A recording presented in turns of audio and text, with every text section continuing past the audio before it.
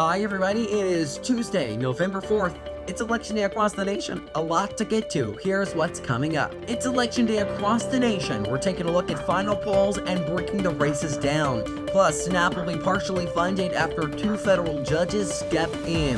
And President Trump endorses Arkansas Governor Sanders for re-election. This is another special edition of Your Daily Brief. I'm Jackson Mitchell. Let's get right to it.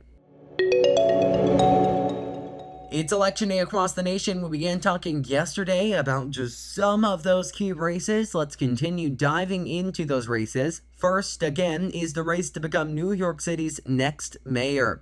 We talked yesterday about polling, closing the lead between Zohran Mamdani and Andrew Cuomo. A new poll released yesterday, possibly suggesting Andrew Cuomo could win the election. The new Atlas Intel survey released on Monday afternoon shows Mamdani leading with 43.9% of the vote, followed by Cuomo in second place with 39.4% of the vote.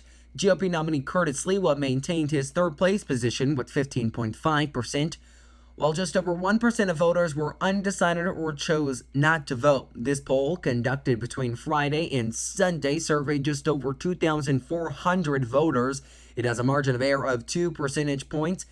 Interestingly, about this poll, the same polling outfit had previously conducted a poll on the same day, which showed Cuomo trailing Mamdani by 6 points.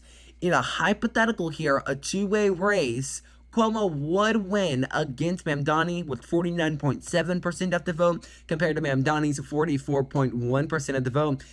It has been Cuomo's supporters this entire race that have said that Sliwa needs to exit to give Cuomo a chance to win, though, I mean, it's election day, guys. It's not going to happen. Taking you now to this clip from CNN, though, where Sliwa, the Republican nominee here, claiming people have attempted to pay him to drop out of the race.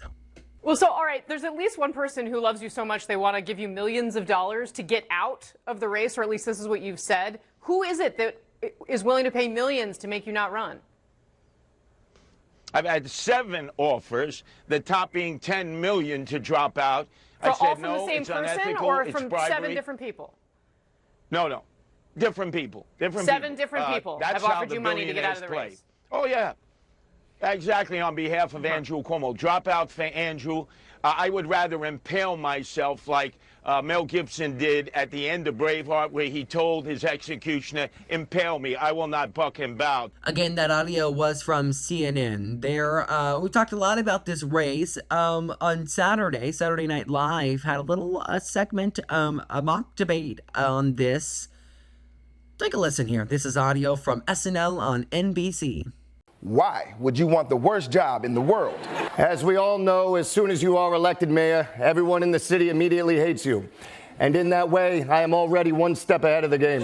Mr. Mamdani, same question. I want to be mayor so I can deliver a better New York. Free healthcare, affordable housing, free Wi-Fi. As mayor, can I make that happen? I'm not sure yet. But together, we're gonna find out that the answer is no. I'm sorry, what was your question? Why do you want to be mayor?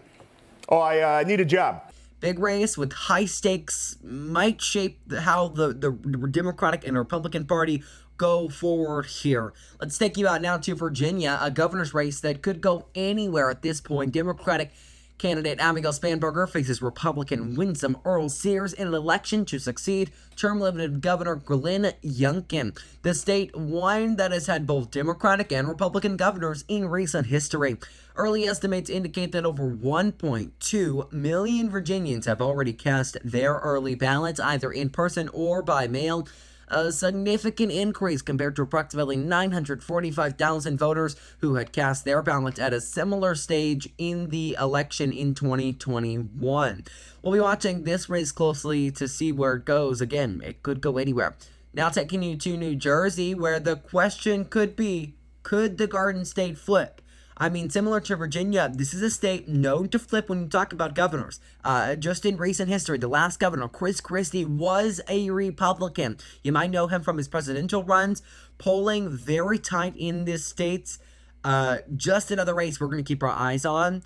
Let's take you out west to California once again. Finally here, voters there are weighing in on Proposition 50. New data from Political Data Incorporated shows more than 5.5 million ballots have been returned statewide. That's about 24% of all mail ballots sent out. That's a strong early turnout compared to previous off-year elections, Prop 50, that's a measure that's been drawing national attention and would restructure House districts in the state in competition to Texas and other states who are redistricting.